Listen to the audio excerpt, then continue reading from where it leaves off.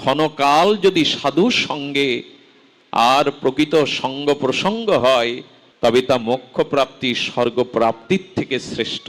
এই জন্য আমার মনে হয় ভগবানের কাছে ভক্তদের প্রার্থনা হওয়া উচিত, প্রভু আমি তোমাকে পাই আর না পাই, এ জীবনে তোমার প্রিয় ভক্ত সাধুর সঙ্গ দিও, তোমার প্রিয় ভক্তের দর্শন দিও, যেন তোমার কৃপা লাভ করতে পারি। সুধীজন, ভক্ত চরিত্র শুনুন, সাধু চরিত্র শুনুন। প্রেম নিধি ভক্তমাল গ্রন্থটি ঘরে রাখবেন, চোখ বুলিয়ে নেবেন। প্রেম নিধি তিনি বৃন্দাবনেরই ভক্ত ছিলেন। খুব ধ্যান দিয়ে শুনুন, বড় ভালো লাগে এই চরিত্রটা। সাধুর মহিমা, সাধুর চরিত্র। তো বৃন্দাবনে থেকে তিনি একবার আগ্রায় এসেছিলেন। আগ্রায় তখন অন্য সম্রাটের শাসন, ভয়ে ভয়ে সকলে বৃন্দাবনেই চলে যান। কিন্তু সাধু ভাবলেন বৃন্দাবনে তো সাধু আছে, মহাত্মা আছে, গোবিন্দ গোপীনাথ আছে, আগ্রায় যারা আছে সনাতনী হিন্দু, তাদের পাশে দাঁড়াবার কেউ নাই, তো আমি গোবিন্দকে নিয়ে আগ্রায় থাকব। এই দেখুন, সাধু নিজের ভয়, নিজের মৃত্যু উপেক্ষা করে অন্যের কল্যাণের জন্য আগ্রায় থেকে গেলেন। তখন ছিল বাদশাদের শাসন, দিল্লির শাসন। তিনি ভগবানের সেবা করতেন আর প্রতিদিন বৈকালিক সময় সাধুদের একত্রিত করে, ভক্তদের একত্রিত করে হরিকথা শোনাতেন। আমার একটা জিনিস কি মনে হয় জানেন, যখন চারিদিকে অন্ধকার নেমে আসে, হতাশা নেমে আসে, যখন নিজের মনোবল হারিয়ে ফেলি, তখন একমাত্র আমাদের বাঁচবার, আমাদের একমাত্র দুর্বলতাকে কাটাবার, হতাশাকে কাটাবার একমাত্র উপায় হলো সাধু সঙ্গে হরিকথা। সাধু সঙ্গ হরিকথায় আমাদের জীবন দিতে পারে, প্রেরণা দিতে পারে। দেখুন, এই মহা শ্মশানে, এই তীর্থপীঠে এখন আমরা যারা বসে আছি, অন্তত এটুকু বলা যায় আমাদের মনে এখন কোনো ভয়ের লেশ নাই, আমাদের মাথায় এখন কোনো দুশ্চিন্তার, সংসার চিন্তার বোঝা নয়। কিন্তু যখনই হতাশ হয়ে পড়বেন, যখনই আত্মগ্লানি আসবে, তখনই শুদ্ধ ভক্ত সঙ্গ করবেন, ভাগবত শ্রবণ করবেন, এটাই সঞ্জীবনী সুধা। দেখুন, ভাগবত সম্পর্কে বলা হয়েছে পিবত ভাগবত। ভাগবতকে পান করার কথা বলেছে, শ্রবণের কথা বলেনি। পিবত ভাগবত, পান করো। ভাগবত তো শ্রবণের জিনিস, পান করতে বলছেন কেন গোস্বামীপাদ? ভগবান সুখদেব গোস্বামী বলছেন ভাগবত হলো রস, নিগম কল্পতরুর গলিতং ফলম। এই ভাগবত হলো নিগূঢ় সমস্ত বেদান্তের সার, সমস্ত প্রেম ভক্তির নির্যাস রস। কর্ণপুটে ভাগবত কথামৃত পান করো। পান করতে বলছেন কেন জানেন? পানীয় কোনো বস্তু পান করার সাথে সাথে ক্রিয়া করে। ধ্যান দিয়ে শুনুন, কোন পানীয় বস্তু পান করার সাথে সাথে ক্রিয়া করে, কিন্তু অন্য বস্তু গ্রহণের সাথে সাথে ক্রিয়া করে না। যেমন তৃষ্ণার্ত ব্যক্তি শীতল পানীয় জল যত পান করবে, সঙ্গে সঙ্গে তৃষ্ণা যাবে কিনা? দেরি হয় কি? তৃষ্ণার্ত ব্যক্তি জল পান করলো, তৃষ্ণা নিবারণ কি 1 ঘন্টা পর হয়? অর্থাৎ পানীয় বস্তু পান করার সাথে সাথে ক্রিয়া করে। আচ্ছা, যদি কেউ বিষ পান করে, ক্রিয়া হতে 5 ঘন্টা দেরি হবে? দেরি হবে কি? বিষক্রিয়া সঙ্গে সঙ্গে শুরু হবে। আচ্ছা, অমৃত যদি কেউ পান করে, এই মুহূর্তে অমৃত পান করলে আগামীকাল অমরত্ব পাবেন না সঙ্গে সঙ্গে পাবেন? এই জন্য পানীয় বস্তু সঙ্গে সঙ্গে ক্রিয়া করে। এই জন্য বলছেন ভাগবত এমন এক রস, এটা কর্ণ দিয়ে পান করার সাথে সাথে ক্রিয়া হয়, সাথে সাথে শোক মোহ ভয় দূর হয়ে যায়। আরে সাধু সঙ্গে হরিকথা পেলে শোক মোহ ভয় এটি থাকে না। যেমন সূর্য উদয়ের সাথে সাথে যত পূর্ব দিগন্ত ফর্সা হতে থাকে, 1400রা পালায়। আচ্ছা, গভীর রাতে অন্ধকারে 1400রা বাইরে বেরোয়। ভোর হতে থাকলে তারা থাকে লোক সমাজে। যত ভোরের আলো ফুটতে থাকে 1400 তত অন্তরালে চলে যায়।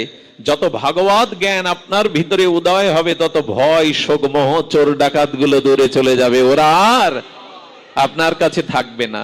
এই জন্য দয়া করে সাধু সঙ্গে হরিকথা প্রসঙ্গ শুনুন, এটাই শোক মোহ ভয় দূর হওয়ার একমাত্র উপায়। কারণ সাধু সঙ্গে হরিকথা যেখানে হয়, ওখানে হনুমানজি থাকেন, অলক্ষ্যে অনেক মহাত্মারা আসেন, তাদের কৃপা দৃষ্টিতে মানুষের শোক মোহ ভয় থাকে না।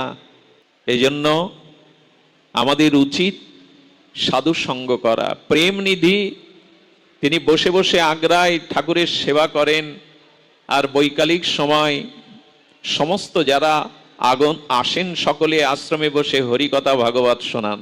কিন্তু একদল মানুষের দৃষ্টি গেল, এই সাধুর এখানে এত লোক জড়ো হয়, একত্রিত হয়, কিছু মনে করবেন না, সৎ কাজে বেশি বাধা। যারা সৎ কাজ করেন সমাজে দেখবেন তারাই বেশি বাধাগ্রস্ত হয়। এই জগৎটা এখন এমন হয়েছে, পরের উপকার পরের কল্যাণ করতে গেলেই আপনি ভেসে যাবেন।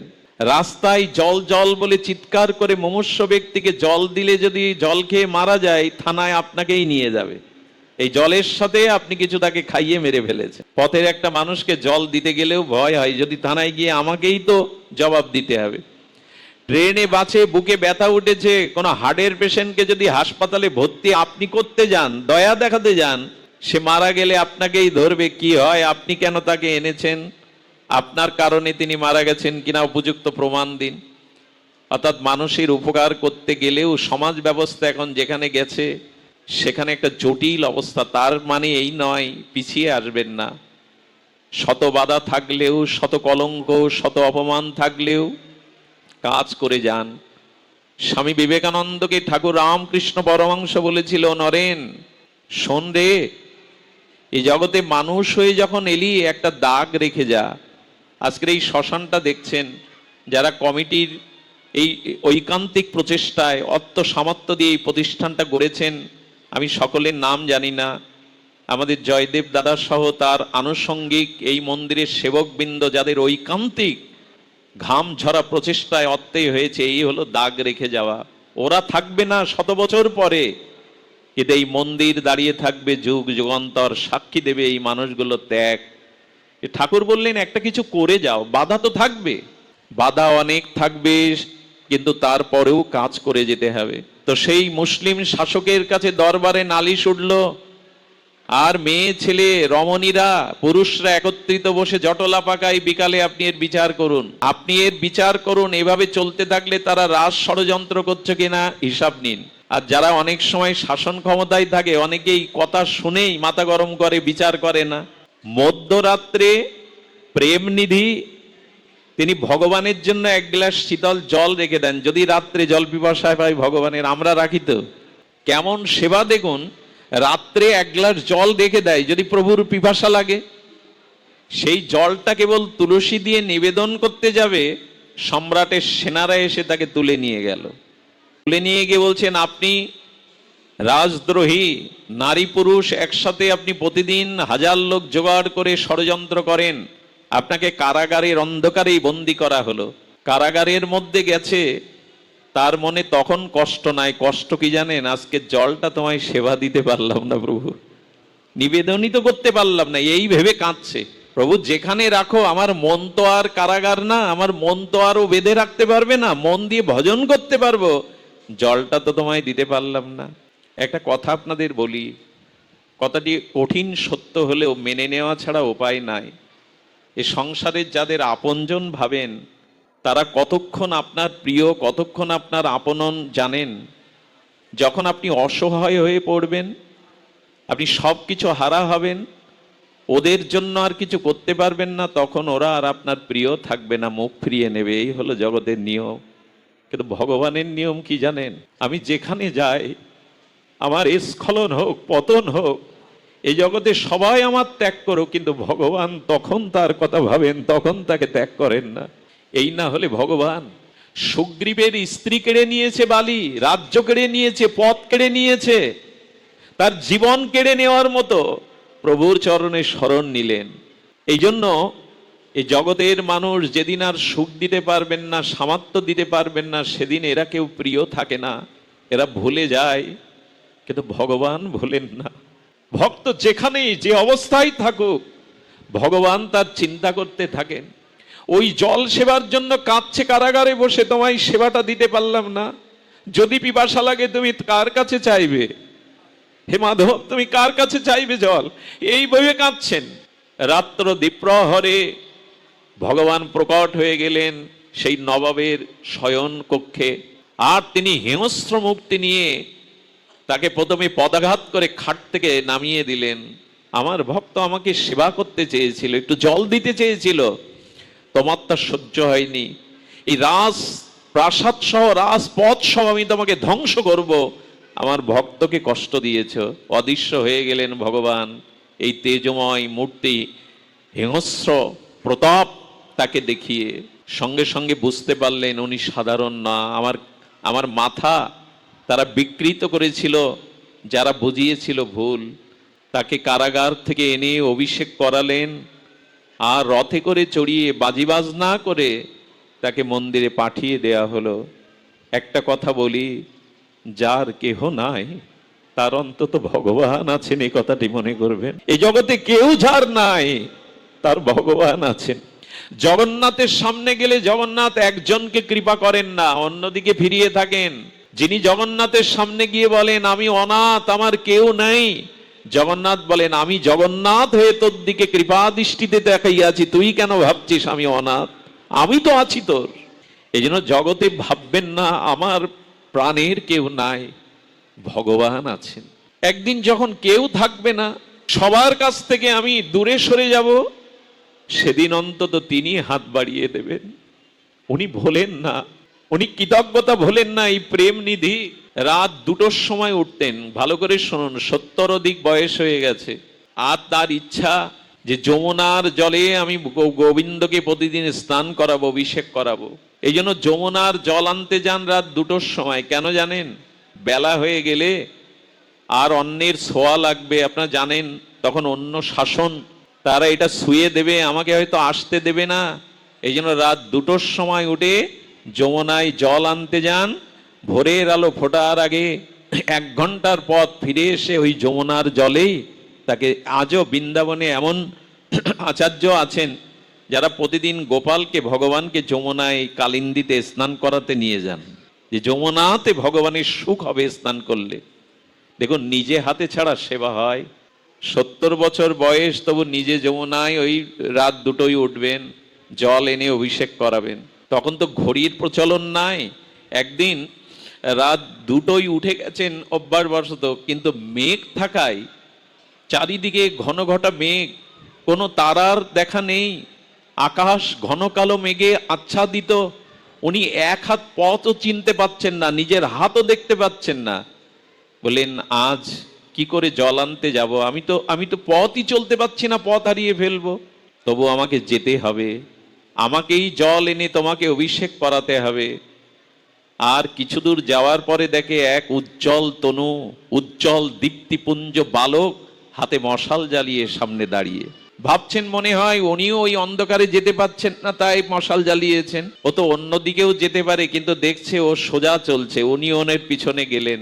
যমুনায় জল ভরলেন, ভরার পরে পেছনে তাকিয়ে দেখে আর সে মশাল জ্বালানো বালক নাই। ভাবলেন ফিরেও বা যাব কি করে?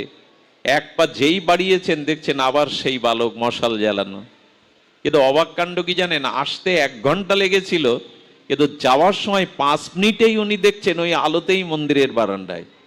কি ঘটছে আমি তো বুঝতে পারছি না। স্নান করে মন্দিরে অভিষেকের জল নিয়ে যেই মন্দিরে প্রবেশ করেছে, কি দেখলো জানেন? যমুনার তীরের বালির পায়ে কার চরণ চিহ্ন মন্দিরের হেঁটে হেঁটে গেছে। উনি যখন অভিষেক করতে গেছেন, তখন দেখছেন হাতটা কালিতে ভরা গোবিন্দের। ওই যে মশাল ধরেছিলেন, তেলটা বেয়ে বেয়ে কোনোই দিয়ে পড়ে গেছেন। আছাড় খেয়ে বললেন, কে বলেছে তোমায় খালি পায়ে হাতে কালি মেখে আমাকে পথ দেখাবার? কে বলেছে তোমায়? আমি তো তোমার সুখের জন্যই সেবা করছি। কে বলেছে তোমায় যেতে? কে তোমায় বলেছে এভাবে যেতে? এই হলো ভক্তবৎসল ভগবান। তুমি কোনোদিন আর এই কষ্ট করবে না, এটা তোমার কাজ নয়। দেখুন, ভগবান শুধু সেব্য তত্ত্ব নন, ভগবান শুধু সেবা নেন না, ভগবান ও ভক্তকে সেবা করবার জন্য বড় ব্যাকুল হয়ে পড়েন। ভৃগু ভগবানের বুকে পদাঘাত করেছিলেন। ভগবান ভৃগুকে বলেছিল, ভৃগু আমি ভগবান, আমার বক্ষটা পাথরের থেকেও পাষাণ, কিন্তু তুমি ভক্ত, তোমার চরণটা কুসুমের থেকে কমল, ব্যথা লাগেনি তো ভৃগু? বৈকুণ্ঠেশ্বর ভগবান ভক্তের পদাঘাত খেয়ে এই কথা বলেছিলেন। ভৃগু আমার বক্ষটা পাষাণ সম কঠিন কঠোর, তুমি ভক্ত, তোমার চরণ কুসুমের থেকে কমল। আমার মনে হয় ব্যথা পেয়েছে তোমার চরণ, এসো তোমার চরণ সেবা করি। ভৃগু দাঁড়িয়ে দাঁড়িয়ে কাঁদছে। এই না হলে ভগবান, ভগবান নিজে ভৃগুর চরণ সেবার জন্য ব্যথা লেগেছে ভৃগু তোমার চরণে। এ একমাত্র ভগবানের দ্বারাই সম্ভব। ভৃগু চরণ সেবা কি করতে দেয়? প্রভু অপরাধের জন্য বারবার চোখে জলে আর গঙ্গাধারায় ক্ষমা চাইছে, প্রভু ক্ষমা করে দাও। তোমাকে পরীক্ষা করতে এসেছিলাম, তোমার বুকে বদাঘাত করেছিলাম। ভগবান তখন বললেন, ভৃগু জেনে রাখো, তোমার চরণ চিহ্ন আজ থেকে আমি আমার বুকে উপহার স্বরূপ, অলংকার স্বরূপ বুকে রেখে দিলাম। এই জন্য বৃষ্ণবক্ষে ভৃগুর পদচিহ্ন আজও আছে। শোনো ভৃগু, যতবার এই জগতে আমি অবতীর্ণ হব, তোমার চরণ চিহ্নকে আমি আমার বুকে অলংকার রূপে শোভিত করে যাব। এই চরণ চিহ্ন আমি মুছব না। কে ভক্ত? সাধুর মূল্যায়ন ভগবান কিভাবে করছে দেখুন, আর আমরা কিভাবে করি। সাধুর মূল্যায়ন, ভক্তের মূল্যায়ন স্বয়ং ভগবান কিভাবে করছে দেখুন। আর ভৃগু, তুমি তো উপকার করেছো আমার বুকে লাথি মেরে, আমার বুকে চরণ ছুঁয়ে তুমি উপকার করেছো। ভৃগু কাঁদছে আর বলছে, উপকার করেছি প্রভু। বলি, শুনবে সেই উপকারটা কি? ভৃগু, আমার এক একটি লোমকূপে অনন্ত ব্রহ্মাণ্ড আছে। সেই ব্রহ্মাণ্ডে অনেক জীব আছে যারা কৃষ্ণমুখী নয়, তারা ভগবতমুখী নয়। আর আমি সমস্ত নিখিল শাস্ত্রে সাধু আচার্য মুখে ঘোষণা করেছি, ভক্তি ভগবান দেবে না, ভগবান দিতে পারে না, ভক্তি ভক্তই দিতে পারে। ভক্তি আমার, আমার স্বরূপবৃত্তি। কিন্তু ভক্তি যদি পেতে চাও ভগবানের কাছে না, ওটা ভক্তের কাছে পেতে হবে। মহত পদরজ অভিষেকং, যতদিন সাধুগুরু ভক্তের চরণ দলিতে নিজেকে স্নান না করাবে, অভিষিঞ্চন না করবে, ততদিন ভক্তি হবে না। ভক্ত পদ ধলি, ভক্ত পদ জল, ভক্ত ভুক্ত অবশেষ, এই তিন সাধনার মহাবল। এ তিন ছাড়া ভক্তি হতে পারে না, ভক্তি পাওয়া যাবে না। ভক্তের চরণ ধুলি, ভক্ত ধৌত চরণ ধৌত জল, আর ভক্ত ভুক্ত অবশেষ, এছাড়া ভক্তি হতে পারে না। এই জন্য এই তিনে শ্রদ্ধা রেখে যুক্তি তর্ক কুতর্ক বাদ দিয়ে এই তিনের শরণ নাও, তবেই তোমার জীবনে ভক্তি আসবে। এই জন্য ভগবান বললেন, আমার ভক্তের চরণ দুলিতেই ভক্তি থাকে। আর ভৃগু, তোমার এই চরণ চিহ্ন আমার বুকে যখন পদাঘাত রূপে এসেছে, তখন আমার বক্ষে যে লোমকূপে অনন্ত ব্রহ্মাণ্ড আছে, সেই ব্রহ্মাণ্ডে ভগবৎ কৃষ্ণ বিমুখ জীবের আজ তোমার চরণ ধুলিতে কৃপা হয়ে যাবে, তারাও ভগবৎমুখী হয়ে যাবে। অনুভবটা কোথায় চিন্তা করেছেন? দ্বারকাধীশ পারতেন না এক জোড়া জুতো পরিয়ে দিতে, পাদুকা পরিয়ে দিতে? সুদামার চরণ স্পর্শ করে আমার দ্বারকার মাটি আজ ধন্য হলো, ভগবান বলছেন। আচ্ছা, রথ দাওনি কেন? কেন দেইনি জানো? রথে উঠলেই তো আমার চোখের আড়াল হয়ে যেত আমার বান্ধব, রথে উঠলেই তো আমার চোখের আড়ালে চলে যেত। তাই যত দূর চোখ যায় আমার প্রিয় বন্ধু ভক্তকে দেখবার জন্য আমি তাকে রথে চড়াইনি। যত দূর চোখ যায় তত দূর যেন আমি তাকে দেখতে পাই। এই হলো ভগবানেরও ভক্তের প্রতি শ্রদ্ধা। যদি বলেন এত আবেগ দেখাচ্ছ কেন, চোখে জল ফেলছো কেন, এটা আসর মাতানোর কথা নয়। স্বয়ং ভগবানের অনুভূতি এই যে দ্বারকা ধাম, তবু এই মাটি মৃত্তিকা ধূলিকণা ধন্য হবে যদি ভক্তের চরণ স্পর্শ করে। এই মাটি ধন্য হবে আমার এই নয়ন যদি আমি ভক্তকে দর্শন করতে পারি। বিশ্রাম কথা বলেই আজকের পাঠ বিশ্রাম করি। রামকেলি হতে রূপ সনাতনকে কৃপা করেছিলেন মহাপ্রভু। আমার এবার কয়েকটা দিন ভারতবর্ষে পাঠে আমি ওই জায়গাটায় যাওয়ার ভাগ্য পেয়েছিলাম। মহাপ্রভু রূপ সনাতনকে রামকেলি একবার যাবেন। এটা মালদা থেকে কিছু পথ যেতে হয়, ঘন্টাখানিক। মহাপ্রভু এখানে 4 দিন ছিলেন। রূপ সনাতনকে কৃপা করবার জন্য এখানে গিয়েছিলেন। যেখানটায় উনি চরণ রেখেছিলেন সেই চরণ চিহ্নটা আজও আছে ওখানে। মহাপ্রভুর চরণ চিহ্ন এই এক জায়গায় আছে, অনেক জায়গায় আছে, তার মধ্যে অন্যতম। প্রভু যে কদম্ব বৃক্ষের তলে দাঁড়িয়েছিলেন আজও সাক্ষী রূপে তা বেঁচে আছে। রূপ সনাতনকে কৃপা করবার জন্য 4টি দিন রামকেলিতে অবস্থান করেছিলেন মহাপ্রভু। গৌরমণ্ডলের মধ্যে এটি অন্যতম ভূমি। তো রূপ সনাতনকে কৃপা করার পরে তারা জানেন হোসেন শাহর রাজ কর্মচারী হয়েও সর্বস্ব ত্যাগ করে চলেছিলেন সনাতন। এই সনাতন যখন কাশীতে গিয়ে উপনীত হলেন বারাণসীতে, তখন তপন মিশ্র আলয়ে চন্দ্রশেখর ভবনে মহাপ্রভু ছিলেন। মহাপ্রভু বলছেন চন্দ্রশেখরকে, চন্দ্রশেখর দেখো তো তোমার গৃহে বৈষ্ণব এসেছে, তাকে আহ্বান করে নিয়ে এসো। চন্দ্রশেখর বাইরে গিয়ে ঘুরে গিয়ে মহাপ্রভুকে বলছেন, প্রভু কোনো বৈষ্ণব দুয়ারে আসেনি। বলে কাউকে দেখনি? বললেন হ্যাঁ, মুসলিম দরবেশ দাঁড়িয়ে আছে। অর্থাৎ সনাতন গোস্বামীর দাঁড়িয়ে হয়ে গেছে, চুলটুলগুলো প্রায় কতদিন স্নান করেনি, আর দেখে মনে করেছেন ইনি মুসলিম দরবেশ। বললেন প্রভু বৈষ্ণব তো দেখলাম না। বলে যাকে দেখেছো তাকে নিয়ে এসো সম্ভাষণ করে। সনাতন অবনত মস্তকে করজোরে দৈন্যের প্রধান এরা, এরা জগতের অন্যতম আচার্য হয়েও, মহাপ্রভুর প্রিয়র পরিকর বর্জ্য হয়েও, সরগোস্বামীর অন্যতম আচার্য বর্জ্য হয়েও এদের দৈন্য দেখবার মতো, শিখবার মতো, জানবার মতো, অনুকরণ করবার মতো। সনাতন ভয়ে ভয়ে যাচ্ছে না, অবনত মস্তকে আছেন। মহাপ্রভু সনাতনকে দেখেই এসে আলিঙ্গন করতে যাবে। প্রভুকে দেখেই বলছেন ছুঁয়ো না প্রভু, আমাকে স্পর্শ করলে তোমার এই পবিত্র তপ্ত প্রেমময় কাঞ্চন অঙ্গ কলুষিত হবে, আমাকে ছুঁয়ো না প্রভু। বারবার সনাতন পিছিয়ে যাচ্ছে তার স্বভাবত দন্যে। প্রভু আমি অস্পৃশ্য, আমি পামর, আমা হেন এত পাপিষ্ট এই ত্রিভুবনে পাবে না, প্রভু আমাকে ছুঁয়ো না। এই দেখুন ভক্তের দন্য। মহাপ্রভু এগিয়ে আসতে আসতে বলছেন সনাতন, সনাতন কেন দন্য করছো, এসো। মহাপ্রভু সেই সময় একটি ভাগবতের শ্লোক বলেছিলেন। মহাপ্রভু বলে চলেছেন, জিহ্বা ফলং তাদিশ কীর্তনহি, হে সনাতন তোমার মতো ভক্তের মহিমা কীর্তন করাই হলো এই জিহ্বার ফল লাভ। যেখানে দেখবেন শুধু ভগবানের কথা হয়, ভক্ত কথা হয় না, ওখানে ভগবান প্রসন্ন হন না। বললেন তোমার মতো ভক্তের গুণকীর্তন করাই হলো জিহ্বার ফল লাভ। আর বললেন চক্ষু ফলম দর্শনহি, তোমার মতো ভক্তকে দু চোখ ভরে দর্শন করাই এ চোখের ফল লাভ। এ চোখের সার্থকতা তোমার মতো ভক্তকে দর্শন করা। গাত্র ফলং গাত্র স্পর্শহি, আমার এই অঙ্গ সেই দিনই পবিত্র হবে যেদিন তোমার মতো ভক্তকে আমি আলিঙ্গন করতে পারবো। তোমার মতো ভক্তের ছোঁয়াতেই আমার দেহ পবিত্র হবে। আর কি বলছেন, এ দেহের সার্থকতা তোমার মতো ভক্তকে আলিঙ্গন করা। সব শেষে মহাপ্রভুর কথা দিয়ে আজকের বিশ্রাম করি।